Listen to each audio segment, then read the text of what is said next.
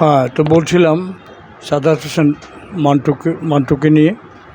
তো মান্টু যে সময়ের লেখক, ওইটা ছিল এমন একটা পরিস্থিতি আমাদের দেশে, তো আমাদের পুরো ভারতবর্ষে তখন আন্দোলন খুব তুঙ্গে, স্বাধীনতার আন্দোলন।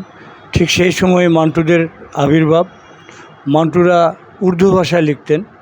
তাদের লেখাগুলি আমাদের সাথে তখনও তাদের কানেক্ট হয়নি, কারণ তারা অন্য ভাষায় লিখতেন। আমরা বাঙালিরা ওই উর্দু ভাষাটা সবাই জানতাম না।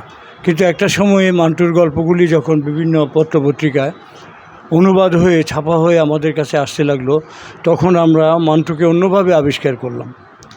এমনভাবেই আবিষ্কার করলাম যে এটা একটা বিস্ফোরণ, এটা একটা বিদ্রোহ। তার জীবনটা পুরোটাই সংগ্রামী জীবন। তার শুরুটা ছিল খুব রাজকীয় হালে, কিন্তু সেটা টিকেনি বেশি দিন। কিন্তু পরবর্তী সময়ে তিনি দেশ ভাগের পরে পাকিস্তান চলে গিয়েছিলেন, বাধ্য হয়েছিলেন অবশ্য। সেখানে গিয়ে তার মৃত্যুও হয়েছে, কিন্তু তার জন্মভূমির স্মৃতি তাকে প্রতিনিয়তই তাড়িয়ে বেড়াতো। এই বিষয়ের উপরে তার গল্প আছে। তার অনেকগুলি গল্পই আমি পড়েছি, এই মুহূর্তে সবগুলি গল্পের কথা আমার খুব মনে নেই। তো মান্টুর গল্প আমাকে অনুপ্রাণিত করেছিল সেই আমি যখন ক্লাস 10-এ পড়ি, তখন থেকে আমি তার গল্পের ভক্ত। ঠিক তার পাশাপাশি ইসমত চুগতাই, কিষানচন্দর, খাজা আহমদ আব্বাস, তাদের লেখাগুলো আমি পড়তাম। কিন্তু আমার কাছে মনে হতো যে মান্টুই এদের মধ্যে সেরা।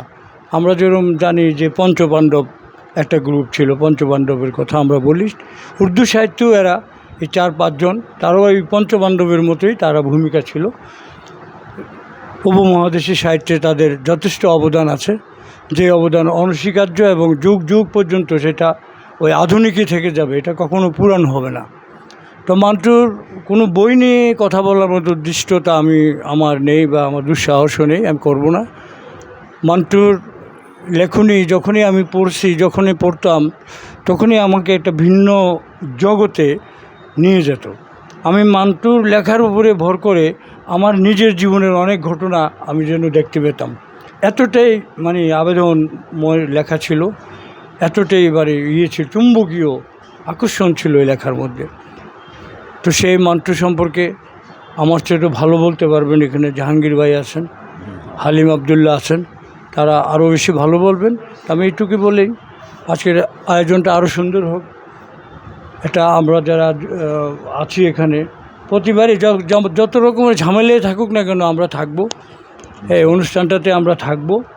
এবার সেটা নেটে যাক বা না যাক, আমরা থাকবো। এ বলে আমি আমার বক্তব্য শেষ করছি।